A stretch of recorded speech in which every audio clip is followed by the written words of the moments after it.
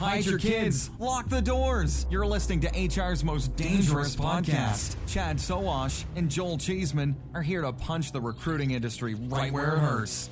Complete with breaking news, brash opinion, and loads of snark. Buckle up, boys and girls. It's time for the Chad and Cheese Podcast. Oh, yeah. Two guys who eat the chocolate bunny ears first. What's up, kids? You are listening to the Chad and Cheese Podcast. I'm your co-host, Joel Francis Scott Key Cheeseman. This Chad, is that a toxic culture? So wash. And on this week's episode, Indeed hates veterans, the AI talent wars heat up, and Florida just keeps Florida-ing. Let's do this. Hospitality is the heart of our society. It brings people together to share great food, drinks, and experiences. But successfully managing a restaurant or hotel is no easy feat. That's where Harry comes in. Harry is the frontline employee experience platform that helps you build, manage, and engage great teams. With Harry, managers can easily find and hire top talent, manage timekeeping, and communicate with employees at any time from any place. Candidates and team members can quickly and efficiently apply for jobs, swap shifts, and access important information entirely from their mobile devices. And Harry's robust employee engagement tools make team members feel more connected than ever. With Harry, as an owner or operator, you get a bird's eye view of your business, from turnover cost, labor cost, employee sentiment, compliance risk, and team performance. Run your business better by understanding the power of your people. Because when your team is the heart of your business, Harry is the heartbeat. See how it transforms your business. Welcome home. Welcome home. Welcome home. So, Chad, we're both married. Yeah. And we know that there tends to be some lines you can't cross where at least my wife will say, look, if you do X, we're divorcing, right? Done. And this is usually, cheating, cooking meth in the basement, kicking puppies, stuff like that. So my wife gave me a new one this week. It was, if you buy shares of Truth Social, I will divorce you. So this is Donald Trump's lifeline, I think, to his economic troubles. I do like this the ticker symbol, which is DJT for Donald J. Trump. Did anybody think it was going to be anything different? I thought that was an interesting ticker symbol to choose. Yeah. Needless to say, although the stock did pretty well along with Reddit this week, although Reddit's coming back to earth, and I'm sure DJT will as well. It's a great money laundering scheme, is what it is. Buy any shares.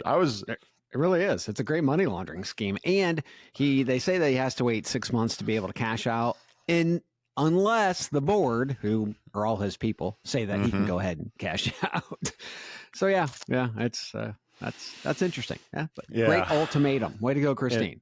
Any thoughts on the Reddit IPO? I was really hopeful that it would sort of break the dam on IPOs. Which initially I thought it would, but a lot of the pundits were saying so, but it's kind of coming back to earth. Why would it break that? Why would it break the dam? Because it basically doubled this week, and now it's coming back to earth. But if any IPO that comes out that isn't Birkenstock and it's like tech and it does well, like Stripe is waiting to go public. It's a message board. It's a message board. Totally. So all of these people that I hear talking about, this is going to be it, this is going to happen, it's going to go to the moon. It's like, what? Where the fuck? We're talking about AI. We're talking about some of the most fluid systems of today. Velocity of tech moving so fast. Not this. This is not it. This has nothing to do with all of the really cool conversations we've been having. So I don't understand why all these quote unquote pundits. And again, I'm not giving out financial advice, but there's no way in fucking hell I'm going to put my money into a 1979 Gremlin. It doesn't make any sense. And by the way, their users hate advertising and won't pay a subscription fee for anything. It doesn't make any sense. So it's a little, I agree. Although selling the data could be pretty profitable. All these LLMs that need content and stuff to use for learning. And then if that happens, guess what? All the people are going to eject and there's not going to be any data to be had. So it's just... Again, it's a fucking message board, dude. Well, with sub-message boards. I mean, come on. This is 1990s shit. I am not pitching Reddit to you. I am not like no, I'm pitching just saying, it. I don't get it. I just don't get it. I don't understand. There's a lot of money. The IPO market's been dry for a long time. Literally, so Birkenstock was the last exciting one. People want to spend money. They want an exciting IPO. Oh, God. We'll get into that. Okay, so somebody who's not excited right now, there's some rumors over at Smart Recruiters. Remember a few weeks ago when Smart Recruiters acquisition was fumbled? We called it botched, but it was fumbled. My sources say that CEO Michael DeSimone is out, and Chief Product Officer Rebecca Carr is now the interim CEO. For context, Michael was announced as CEO about a year ago, April 18th, 2023. So I'm going to surmise that the fumbled, the botched, whatever you want to call it, acquisition might have been the last straw. So good luck to Michael. Sorry, man. Shit like that happens wherever he lands. Hopefully he does well. And good luck to Rebecca Carr, because she's taking over a shit show right now, getting into the head seat. I mean, it's very turbulent times at Smart Recruiters. One system that we used to see is kind of like new age applicant tracking system. With all this new tech that's coming out, and then the paradoxes and the the fountains and the Harrys and whatnot. I mean, they're really recreating what talent acquisition and talent management and whatnot. I mean, these guys look like old hat right now. And now she's got to take over this jalopy, this gremlin. I mean, good luck, Rebecca. Good luck. Take over and take off. Take off, Lee. We're doing our movie. Don't wreck our show, you They're hoser. not Canadian, but okay. How many, man, my memory sucks on this, but in the last 24 months, the number of ATSs that have either lost, replaced a CEO is like 5-ish, I think, like big names that we know. So it's a tough business. There's no IPO in sight for these companies. I mean, iSIMS, Smart Recruiters, Greenhouse, we've talked about IPOs. Like there seems to be no end of the road that's positive for these ATSs. And you can see it in the management teams. But great scoop. Yeah, Smart Recruiters, man.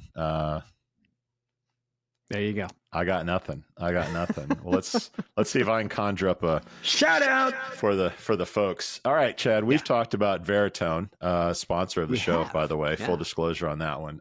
Their stock has been meddling, to say the least, for the last year or so. Well, they finally are out of the cellar, rat style. Their stock has hit 180% increase in the last month, thanks to a positive earnings report, demand for its developer tools. They have a nifty API that apparently is hitting with a lot of developers. And of course, anything with AI on it is going to be doing pretty well in the stock market. But look, they bought PandoLogic, Broadbean. They just got into the Job Network and Jobico. So let's keep our eye on Veritone. Again, we're not recommending stocks one way or the other, but this thing right now is doing very well this year. So I know that the team over there has been struggling, trying to get things back on track. So at least this month, it looks like things are looking good for Veritone. So happy for those. As if they need any better news living in Southern California, riding a boat on the warm waters. And it doesn't hurt. Eating shrimp cocktail and a Cobb salad for lunch on Sundays. Does not hurt.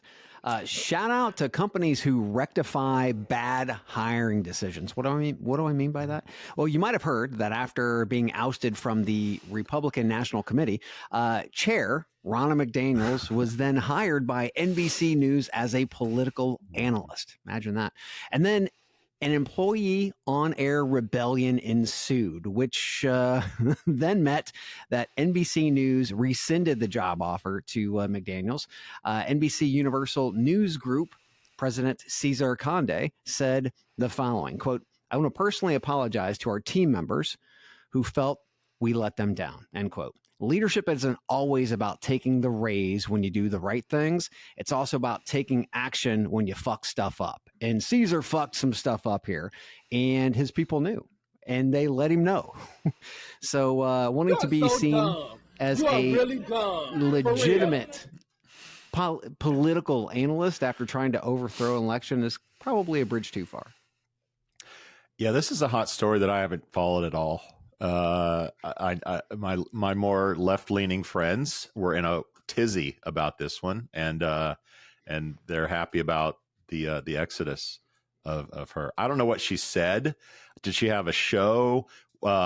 Did she like crossfire somebody in a debate? Like, was it just her past that they said she doesn't deserve to be here? She literally was just pushed out of the RNC.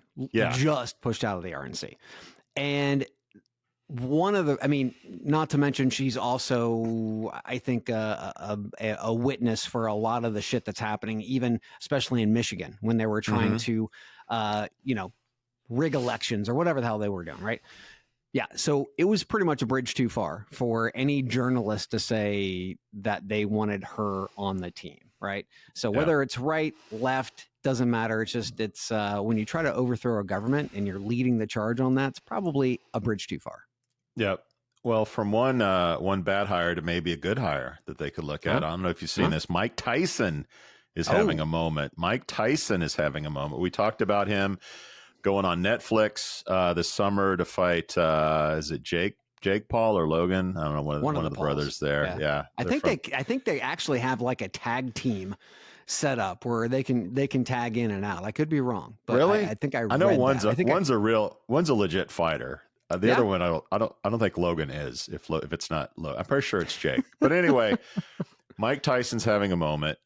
He's probably had a decade or a century so far. The Hangover was maybe his peak. But anyway, you know that I love a good edible, Chad. And based on your story from Vegas, I'm just an admirer of them. Well, Mike Tyson is as well. So New York legalized cannabis. So Tyson Bites are coming to market. Now, you might want to know what's unique about Tyson Bites. Well, if you know anything about Mike Tyson, he fought Evander Holyfield back in the 90s and bit part of his ear off. So, yes, Tyson Bites are in the shape of an ear. So you can do edibles in the shape of an ear and admire Mike Tyson on the packaging as you get loopy on some cannabis. Tyson Bites. Shout out to Mike Tyson for having a moment. We've all forgotten about the rape and the beating up of people. America is a great place to forgive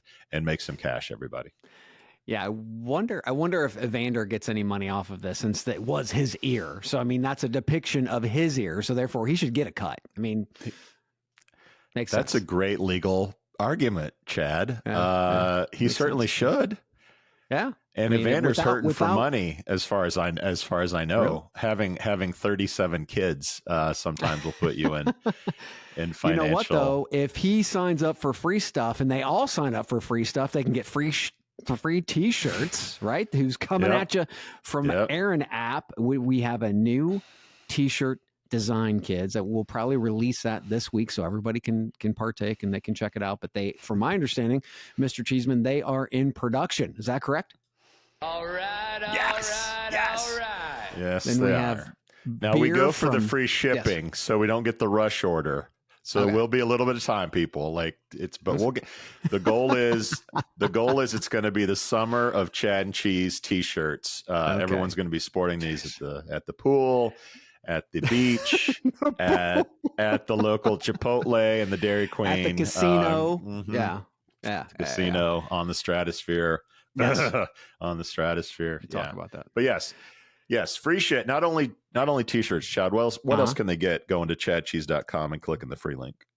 Beer from Aspen Tech Labs, our friends over at Aspen Tech Labs. Yes. If you need job content and you want that all nice and scraped, all pretty much everybody goes to Aspen Tech Labs. They do the hard stuff. It's whiskey true. From our friends at Text Kernel. We just saw Gerard, or at least I saw Gerard in Amsterdam last week. So great to see those guys. You get 2 bottles. And last but not least, if it's your birthday, you might be able to win some rum from Plum. Really? Can you feel the tension in the air right now? Mm-hmm. I know I can. I can feel it all the way down in my plums. Oh, I've missed the roll call of birthdays being on the road, Chad. Jesus.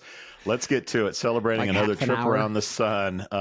Listeners, Timmy Smith, Timo Hillhorst, Josh Wainwright, Brian Barnes, Hayden Hughes, Derek James Bond, Melissa Malcolm in the middle, Megan Sharp, Dan Cheeseman, no relation, Elin Martinzon, if I said There we that go. correctly, one of our favorite Swedes, James Holloman, Paulo Barrega, Thomas O'Hara, Simon Evans, Robert Omurwa, Todd Hanford, Nate Menard, Doug Reese, ya boy, Keith Robertson, Audra Knight, Jason Warner, Jamie Leonard, one of our favorite Brits, Steve Kraut, Steve Levy, Jessica Rush, Mike Timken, who's enjoying retirement from what I understand. Yes. And last and the but show. not least, Jeremy Cheeseman. That's right. Yes. My soon-to-be 7-year-old celebrates another trip around the sun this year. By the way, his birthday coincides with the number of years that this stupid-ass podcast has been running. So every time it's his birthday, it reminds me of my mistakes that I've made and the pendants that I have to pay every week with you. Dealing with me every single, well, more than once a week. It's event times, kids. We have Unleash America happening in Vegas on May 7th through the 9th. Now, Unleash is always a blast. Last year we did a VIP event on the High Roller, but apparently that wasn't high enough. As this year, the Chad and Cheese are jumping off the stratosphere in Vegas with Matt, the CEO of OutHire. Can you believe that shit? Now, this is coming from Wikipedia. Listen to this. Okay. Sky Jump Las Vegas is located at the Strat on the Las Vegas Strip. It holds the Guinness World Record for highest commercial decelerator descent with an official height, get ready, Cheeseman, 829 feet. We're going to be jumping 829 feet. Now, if you would like to join us or nominate someone to jump, just go to chadcheese.com and right there on the homepage, click on the Jump With Us button. That's going to be a blast.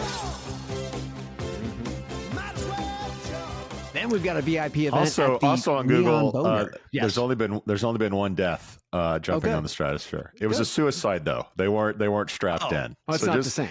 Just make sure you hold my hand and get me strapped in before I fall to my death. All right. Then we have a VIP event at the Neon Boneyard with Plum. What's the Neon Boneyard, you might ask? Well, it's where all of the neon signs of Vegas, pretty much of yesteryear, they go. They don't die. Oh, no. It's going to be a night event, so Plum's attendees can marvel and bask in the glow of neon while we drink and probably enjoy some edibles. Love the old Hard Rock sign, the guitar. Oh, that's good stuff. Yeah. And allegedly, you're my Vegas news source. They're doing a new hotel that's shaped like a guitar. That'll be the new Hard Rock. Yeah, is it true? You've heard that too? I've heard that, but I've heard it over and over and over. I mean, they have hotels with swimming pools the shape of guitar. They've got. I mean, it's kind of like their shtick. So it wouldn't surprise me. Doesn't make me want to stay there anymore. But what does? But would you stay there if they played K-Boo in the lobby? Would that make you reconsider? The -5 experience where you go into the cold bar and you put on the coats and stuff like that. We're going to be doing that with Omar and Job Pixel. And that K-Boo is almost like great soundtrack for something like that. You feel like you're in Helsinki. You feel like you need to warm up and you need a little K-Boo. I love it. Have you been to the Ice Bar? No, I haven't either. But it looks I don't awesome. like cold stuff. It looks very, very cool. Yeah. I don't like Thanks, cold Omar. stuff.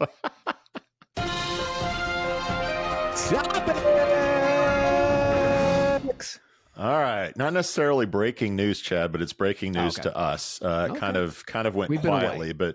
but we have been away. So, employee reward software company Blueboard. Have you heard of them? Maybe seen them at an expo or sound familiar. At some point. Yeah, they were kind of a thing 8 years ago. anyway, they've mysteriously disappeared. They've laid everybody off, and they've gone out of business. So if you're a Blueboard client, I'm sure you're aware of this. They hopefully didn't just walk away. Anyway, they had raised nearly $16 million in Series A funding, founded back in 2014. So the 10-year runway didn't make it.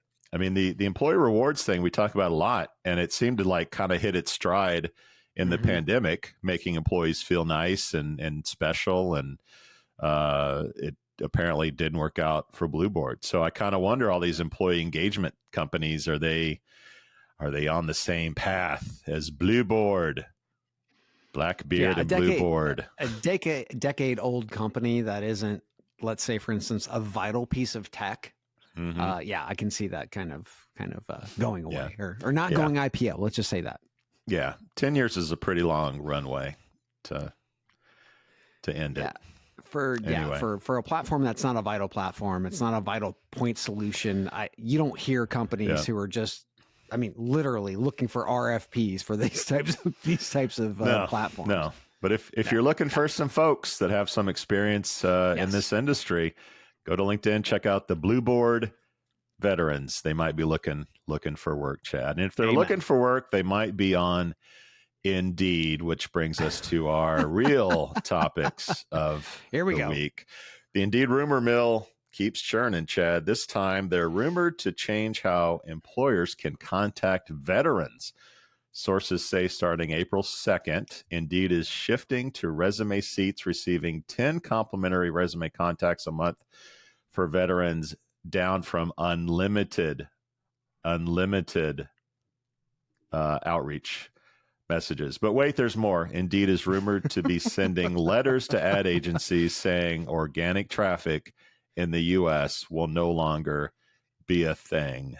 Don't say we didn't warn you, everybody. Chad, what are your thoughts? And you might have some additional information, as I know that your phone was ringing off the hook before the show. Yes, definitely. Phone was blowing up late yesterday and today. So on the veteran side of the house, I mean, to me, that's a so what scenario. They were doing it just for pomp and circumstance and fluff in the first place. Not to mention, companies have no fucking clue what they're looking at when they're looking at military resumes. So, but to me, all of this literally is nothing but a cry for help from Indeed, which is what we've seen. CPA died, CPSA died. And then they started the whole tech community thing. Then they started the Indeed Japan. I mean, there's just so much that they're doing right now. They are throwing every piece of spaghetti. Don't forget Job Tracker, the Android app that didn't succeed, which all over the place, right? Too early. But this to me, especially the taking away of organic, is just another bid to soak companies for more money. They're slowly pulling the plug on organic traffic, starting in the U.S. All of my contacts have said, get ready for organic traffic to go away entirely, which means what? Indeed is once again moving toward a 1990s pay-to-play job board model, with the only caveat being CPC, right? Because CPC didn't exist in job boards in the 1990s. So literally, they went from a job search engine, and they've reverted. I mean, they've literally regressed back into a job board model. Recruitment ad agencies have been instructed, due to these changes, if your client's jobs are receiving less traffic from the free organic, well, you should probably sponsor jobs. Yeah, no shit, Sherlock. Indeed's also pitching. This is really just a rebalancing of traffic. So obviously free has gotten too much, and they needed to get more payment on clicks. So they needed to push more people to clicks. So from my standpoint, this isn't really a rebalancing. This is an old platform that they tried. And again, rumors that I've heard, they've tried to put a ceiling on the number of apps, candidate applications on free jobs. It didn't work. They couldn't make that work. So I guess this old dog just isn't going to hunt. What do you think about the whole CPC thing? It's not surprising. Not to mention, I don't think many recruitment ad agencies that aren't a part of programmatic are going to care, because this is just going to drive up their revenues too. 60% of the time, It works every time. My take on this is we've seen this story before. Part one was called Career Builder. When private equity moves in to any significant degree, which it did with Indeed, this is what happens. They sharpen the pencils. They where are we wasting money? Where can we make more money? Where can we cut costs, trim fat, etc. That's kind of what we're seeing. Like, how do we make the most off pay-per-click? How do we cut out free stuff? How do we make more money on contacting vets? As a veteran, I'm a little surprised that you don't care about that, but that's cool. That's your prerogative. So it's like, how do we make more money? How do we cut more costs? And this is what we're saying. And mark my words, layoffs are coming. Layoffs are coming to Indeed at some point in a significant way. And this is just the canary in the coal mine is all this sort of, how do we milk as much profit as we possibly can? You know, the challenge to me, and they just had an investor meeting, I think, and they published online. There's articles if you guys are interested. You know, they're Indeed is so concerned about the transactional nature of job search. Like, how do we make applying easier? How do we, like, the problem with job search isn't that it's too hard. It might be that it's too easy. But the transactional nature of it is, to me, not a winning strategy for Indeed, because programmatic is going to out transaction probably anything that Indeed does. It needs to be more personal than transactional.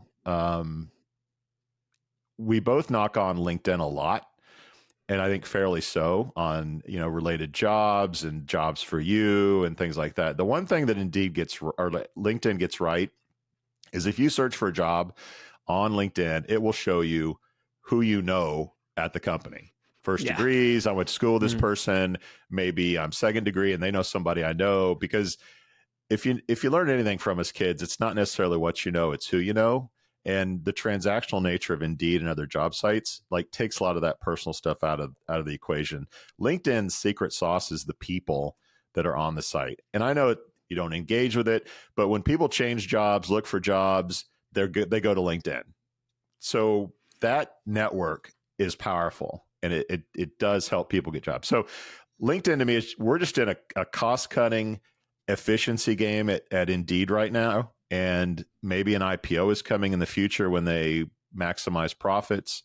But to echo your sentiment, it's more spaghetti at the wall. It's more like fear. They're driven by fear and what Google's doing and what Appcast is doing. And so it's just more being unfocused. Maybe they are more focused, but in the wrong places. And we're going to see more craziness from Indeed.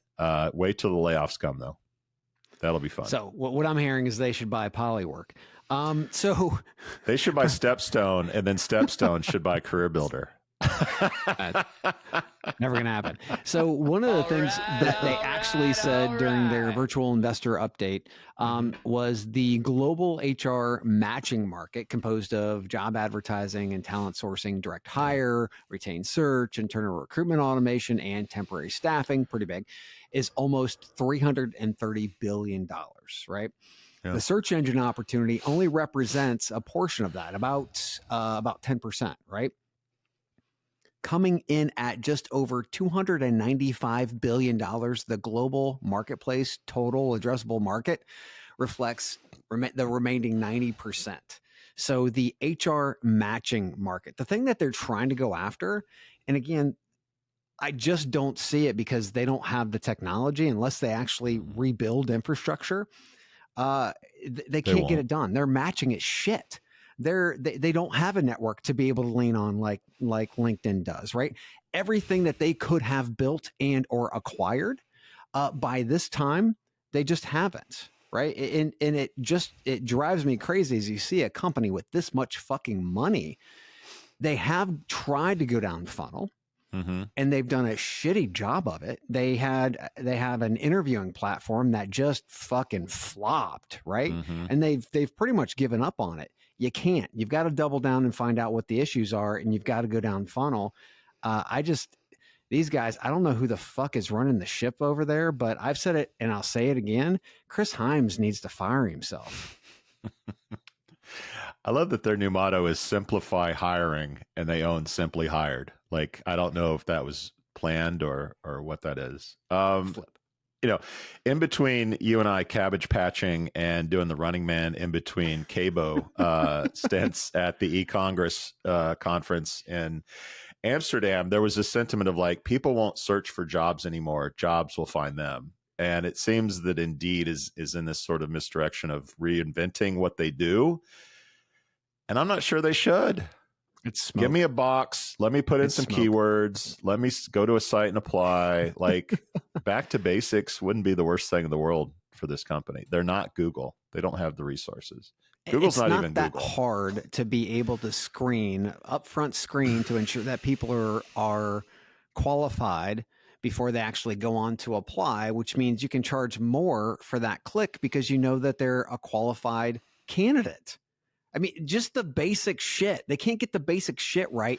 If you want to be able to build a model to be able to charge more for it, you have to provide more value. You're not providing more value. You're providing shitty matching. Because they're slaves. They're slaves to the clicks. Clicks is money. So let's two-pane this shit. Let's. I mean, yes, yeah. When it's like the blogger slaver, media company slave to clicks. Like, we need the clicks. So it's not about they always preach it's about the user. It's not. Fuck off. They don't give it's two about shits the clicks about the user and your bottom line. Exactly. Anyway, all right. Let's move on. Fucking Indeed. Let's talk about the AI wars. Man, shit's heating up. Mustafa Suleyman, co-founder of Google's DeepMind, has been appointed as CEO of Microsoft's AI division, overseeing consumer products like Copilot, Bing, and Edge. Microsoft is competing with OpenAI, Google, and other big tech companies in the AI race, and this move strengthens its strategy. Yeah, poaching from Google, that'll do it. But wait, there's more. Anthropic's Claude 3 Opus large language model has surpassed OpenAI's GPT-4 on the Chatbot Arena leaderboard. That sounds like a party. Yeah, that sounds like a party. Everybody's leaving Reddit for the Chatbot Arena leaderboard, a popular crowdsourced platform for AI researchers. This marks the first time a non-OpenAI model has taken the top spot. And, Chad, the information is reporting Mark Zuckerberg is personally mailing Google's DeepMind talent to join Meta AI without having to interview for the company. That's a lot of warrant, Chad. What are your thoughts? I just think this is a great setup for our next side of topics on the HR side. Yeah. This is incredibly hot. We're going to see a convergence of technology. All of this technology that we're talking about now, the big names, the Googles, the Microsofts, whether it's Cloud, it's DeepMind, Gemini, it doesn't matter. All of this is coming to our space. Period. And there's going to be this amazing overlap. So when we talk about this outside of the HR side of the house, it's because, kids, it's coming. And if you don't think it's coming to, a company near you, a hiring system near you, then, you're wrong, because it's coming, baby. So let's talk about the HR side. Well, real quickly, I wanted to add to that. If you're the number of people that do this and know it and can build stuff around it is a small number, and they have a nice safety net called big tech.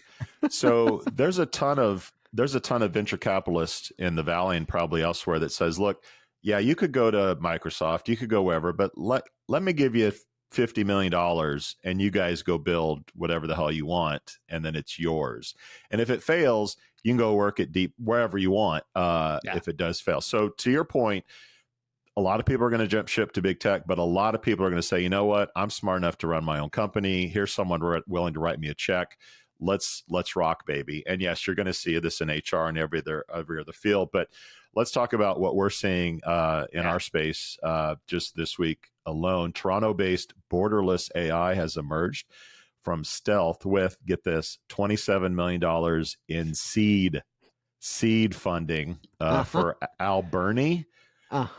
Alberni, not the best name. I don't know if they're from Alberta and just through an I. Anyway, it's AI powered HR assistant, which automates onboarding, management, and payment processes for international team members, and can answer employment law, finance, and tax queries in 170 languages. That's a few jobs. That's a few people that do those jobs at companies. What's more, powered by NVIDIA, your boy, Hippocratic AI has raised $53 million in Series A funding, bringing its total to $120 million with a valuation of $500 million. Think digital nurses who can answer your colonoscopy questions pre and post surgery, healthcare, everything HR. AI is coming for everyone. Chad, what are your thoughts?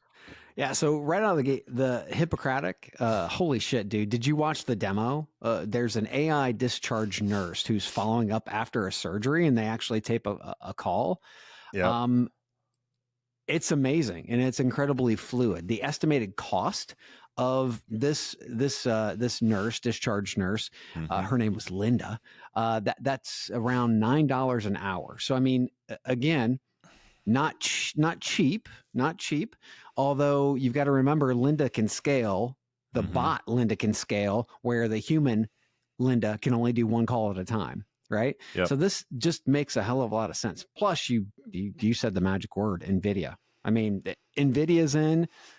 I'm in. You're in. I was impressed. I was very impressed with just the demo that they had. And you take a look at Borderless. I mean, what perfect timing to play off the success of Deal and their latest acquisitions and reporting that they are enjoying $500 million in ARR. Yeah. Borderless touts that they do payroll, benefits, taxes, compliance, all that boring shit that nobody wants to do, right? And they've got the AI agents, which you talked about. I think from our standpoint, once again, nursing is distressed. They need help. So therefore, here comes AI. On the HR side, there's so many bullshit administrative tasks. Here comes AI, right? I don't see it taking jobs as much as I see it taking tasks that take those humans away from what they need to be doing. And that's being more human and working with other humans and employees and patients and so on and so forth. So to me, this is all exciting. This block, just watching and listening and learning about what's happening in AI, then watching some of those things start to bleed into our space. I mean, again, I say it year after year after year, and it's still true. This year's the most exciting year in this space ever. Period. Those are big words. It's just getting better.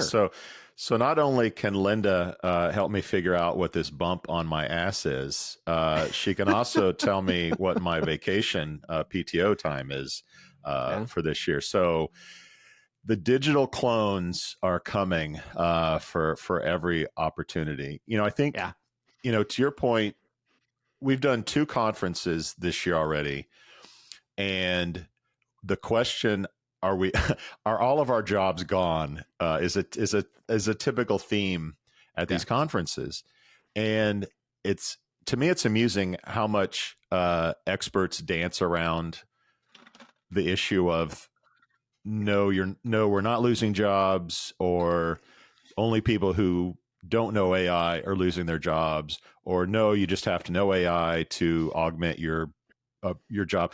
Honestly, no one probably knows the answer, but I find it hard to understand where there's not a world where there are fewer people doing some of these jobs.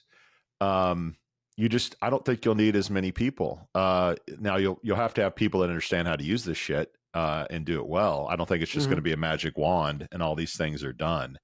That's just unfortunately not the case for anything. But the point is, this shit's coming, and we got more stories about this. And next week we'll have more stories, and the week after that we'll have more stories. It's not going away. By the way, Miso Robotics, the Flippy company, they got news. They're still rocking. We don't talk about them much, but they're still doing their thing. A good friend of mine, a fraternity brother of mine, his brother is a recruiter, just got laid off, and he's really concerned about AI and where's my role and what do I do? And he's just asking advice. And what I tell him is like, look, you got to go where the wave is best, right? I said, healthcare, cybersecurity, anything AI, healthcare. I said healthcare 3 times.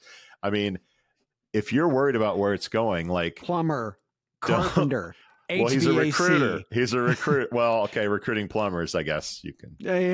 That's a world we never talk about. Just truckers, flipping, right? Or just flipping and enjoying a 9 to 5 job. Doing some electrical work or something. I mean, those are the jobs that are going to be really hard for a bot to take over. My concern is that we'll lose listeners. Because if there aren't more recruiters and there aren't more vendors doing this, like we're gonna. I think we've got a few years before we have to start worrying. We got a few years, which means our advertisers still love us. Everybody, we're gonna take a quick break. Make sure you listen to the ads, everybody, because without ads, there's no Chad, there's no cheese, and there's no happiness if there's no Chad and cheese. We'll be right back.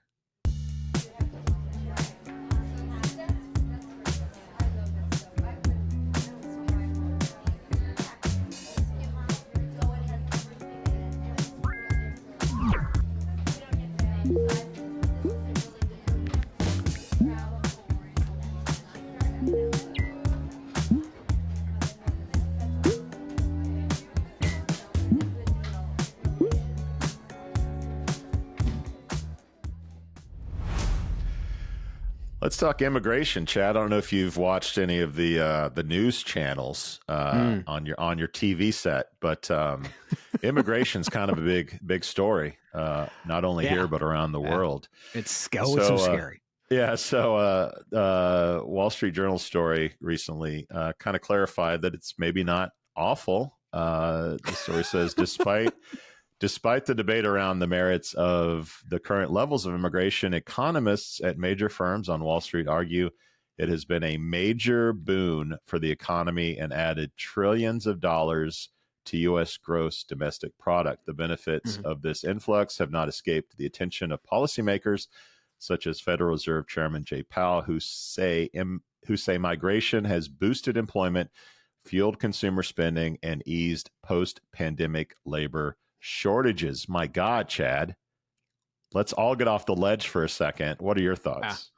I think balance is key. There's no question, but we've got to ask ourselves these questions. Does productivity stall when vital roles aren't filled? Of course they are. Productivity plummets. Will roads pave themselves? No. Will packages deliver themselves? Will bridges rebuild today. themselves? Not today, right? So we can't keep pace and drive an economy if our infrastructure is worn and our products are not being created, delivered, and serviced. And that's a problem, right? So you're talking about your friend. What should they do? They should look for the gaps. Immigrants are filling the gaps in our workforce economy by filling positions and driving productivity. Also, in some cases, immigrants are performing jobs that Americans just won't do, but we need to get them done. They have to be done. So they are filling the gaps. And last but most importantly, this is more on a somber note, but immigrants are performing dangerous jobs like working construction on the Francis Scott Key Bridge in Baltimore, where the latest report notes all the construction workers killed when a container ship struck the bridge and it fell, they were all immigrants. So as we want to build a wall and we want to vilify and we want to talk about murders and rapists and all that other stuff, we have to remember there's a balance there. And yes, we do have to do something about immigration. It can't be a free flow. That's very hard. But what we need to do is we need to understand that there is a need from our standpoint, and they're filling those gaps and they're driving the economy, and they're probably making half that of what American would make in that position. Fill the gap, Chad. Fill the gap. What all are about you it. doing, step bro? I enjoy flipping from Fox to MSNBC. And the perspective on the border on each is very, very different. Look, oh God, yes. I don't disagree that there's some issues at the border. There's some people coming on, like, I think there's a concerted effort to like fuck shit up. The fentanyl thing is real. Those drugs coming into the country, like that's a thing. But the bigger picture is America needs people. I know you like to talk about the world needs less people, and that's fine if productivity the earth would love us so much more. Well, here or there, we have systems in place that rely on more people at the bottom of the pyramid than there are at the top of the pyramid, and that's becoming inverted depending on what country you're in, and that creates some real problems. We need people to make shit. We need people to buy shit. We need people to support the things that we do in this country. And if we're not having babies the way that we used to, those people need to come from somewhere. Frankly, as an American, we should be pretty happy that we're a place that people want to come, because there are a lot of places in the world that people do not want to migrate. They do not want to go. Like, America is still a place where the perception is, if I work hard, I obey the law, I will have a better life, and my children will have a better life, and we will be citizens that are a plus instead of a minus on society. And that is still the majority of people that are walking through war zones and fighting famine and disease, and full families coming to this country because they think there's a better life here, and in many cases that there is. So let's stop vilifying immigration. Yeah. Yes, there are problems to fix. There are gaps to fill, as you say. But this is the number one issue in our country. This will be the presidential election. If it were held today, this would be the number one issue on the ballot. And I think that vilifying it has been horrible. By and large, these are really good people that are struggling, that want to come to this country, be productive, and be a plus on it. And we need to stop focusing on the 5 or whatever % that want to like burn the whole place down. Amen. All right. Amen. But the question is next, will cars build themselves? Go ahead. Will cars build themselves? Yes. Let's go back to bots killing all of us. So back in January, reports surfaced that BMW's South Carolina plant would be testing robot workers. Fast forward to today, and it looks like those rumors are true. We're seeing TikToks and other social media pundits show videos of a robot that has arms and legs like a human. It interacts with a human being who says, "I'm hungry. What would you give me?" And there's an apple on the table, so the robot knows apple, give to the table. It puts it'll put dishes in racks. It will, like, it sort of is. I don't want to say it's like, it kind of knows, it can kind of process this stuff. And BMW is putting these robots in its factories to build cars. Your thoughts on the impending robotic takeover, Chad? Yeah, my cousin works in that plant. In South Carolina? He works in that plant. Okay. He's worked there for well over a decade, probably 2 decades. And I asked him, I'm like, are you worried about this? He's like, hell no, we can't find people in the first place. So, it's the immigration, it's the balance, it's all of this. And as we start to take a look at some companies who are, paying immigrants underneath the table, which means no taxes, right? Then we have AI and robots taking jobs. What about the taxes there? We're going to have to restructure how we deal with the border, how we deal with taxes, what jobs actually look like. Are they remote? Are they hybrid? Are they this? Are they that? We have a lot of work to do. And I don't think it's smart and or safe for us to hope that politicians make the right decisions there, right? I think as experts in the space, we need to definitely have these conversations. We need to have more of these conversations to ensure that, dumb decisions aren't made moving forward, right? They need to have the adults in the room. But yeah, I think from my standpoint, this is anything that's manufacturing is going to start, we're going to lose jobs in many cases for many of those positions, but productivity is going to go up. and we're still going to need people to fix the bots, right? So there are going to be new jobs that are created out of this. I couldn't help but watch and wonder how long it'll be before an affordable robot is on the market that can clean my toilets on a regular, ongoing basis. But that's just me. Part of me wants to temper my giving you an ultimatum of why leaving you. You got to clean your own toilet. Let's not talk about what Christine is giving me or not giving me, Chad. Okay. So part of me wants to temper my fear / enthusiasm for this stuff. Yeah. I mean, we've been talking about self-driving cars for over a decade. It doesn't seem like they're going to be on the market anytime soon. Elon's still pushing. Google's creating pictures of black Nazis on their AI stuff. So there's a lot of work left to be done. But then I think about the famous Ernest Hemingway quote when they asked him how he went bankrupt. His comment was 2 ways, slowly, and then all of a sudden. So I feel like this thing keeps building. It's flipping burgers. It's making tacos. It's you're making cars.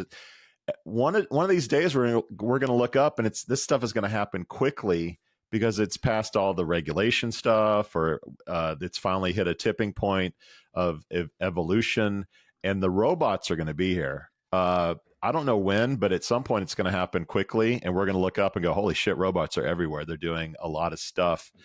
My only concern is the speed at which this is going to happen. Human beings aren't built to scale like this. No. When the car was introduced, it took decades before the car fully became the car.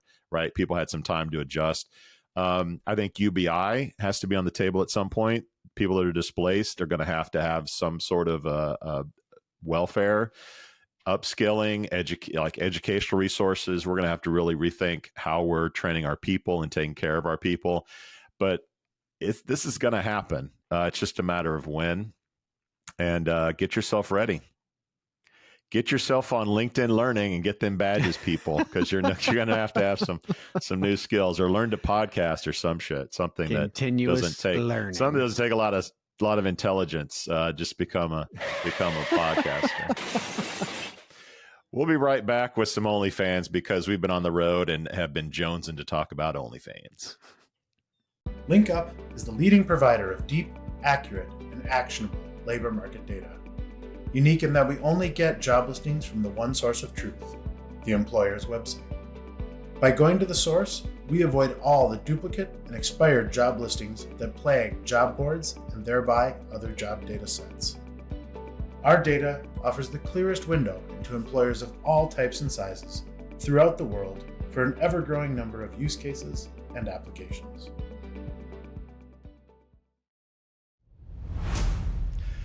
All right, Chad, I know you've been missing some OnlyFans news. Dude, I was at the red light district. I was not missing OnlyFans. Florida keeps Floridaing. I made that one up. A controversy at Liberty Christian Preparatory School in Orlando has led to the expulsion of 9 students over a sticker on mom's car promoting her OnlyFans account. Did I just read that? Oh my God. Yeah. All right. My kids are going to listen to these shows when I'm dead. All right. The mother, Michelle Klein, was asked to park off campus due to the sticker, and the situation escalated when another mother complained about it on TikTok. Yeah. The subtle face-to-face complaint wasn't enough. She had to take it to TikTok. Okay. So both mothers' children were expelled. Oh, that's nice. The parents fight and the kids get in trouble. And they were given conditions for their children to be re-enrolled. The children have since been homeschooled, and I'm sure they're getting a top flight education from their mothers. Chad, what is the world coming to? Yeah, I just have to figure out what mobile home park these guys are out of. It's Florida. I mean, they're full of them. Liberty. Is it a high school? Liberty Christian Preparatory. You can't write this shit. This is a Netflix comedy waiting to happen. It's just the crossover of all of this shit. It's like, I want to send my kid to a good school. This one happens to be a Catholic school, a Christian school, whatever it is, right? And then, but on my time off, I've got a little OnlyFans. Hey, those happening. private schools aren't cheap. You gotta find the money somehow. You gotta do something, right? So yeah, it is interesting. It is very, very interesting and funny. That's what I like about it. It is funny. Doesn't anyone notice this? I feel like I'm taking crazy pills. So we're on a podcast. You can't see it, but the sticker, it looks like a home, like she bought it on some online service. It covers the entire back window. This isn't like a bumper sticker with my OnlyFans URL. She bought like a billboard sized OnlyFans site, and she's driving around with children, apparently, promoting her site. So there you go. OnlyFans, we talked about it a while back. They brought a new CEO. They wanted to go legit. They wanted people like normal sort of online celebrities to get on and make money through subscriptions or whatever. I think going legit is out the door for OnlyFans. And part of their going legit thing was like, we need to go public at some point and make a ton of money, which they would based on their if you're watching on YouTube, Chad has pulled up the car, literally a Dodge Caravan, OnlyFans, Piper Fawn, if you're interested. It has like racing stripes. I mean, it's this thing lives in a mobile home park somewhere. Landing strips, racing stripes, whatever. Take your pick. They can kiss the public markets goodbye, unless of course they get Trump involved and he joins OnlyFans, and then they get a SPAC. And go public that way. Their ticker symbol could be DTBJ. You know what I'm saying? Donald Trump, BJ. All right, that's we out. We out.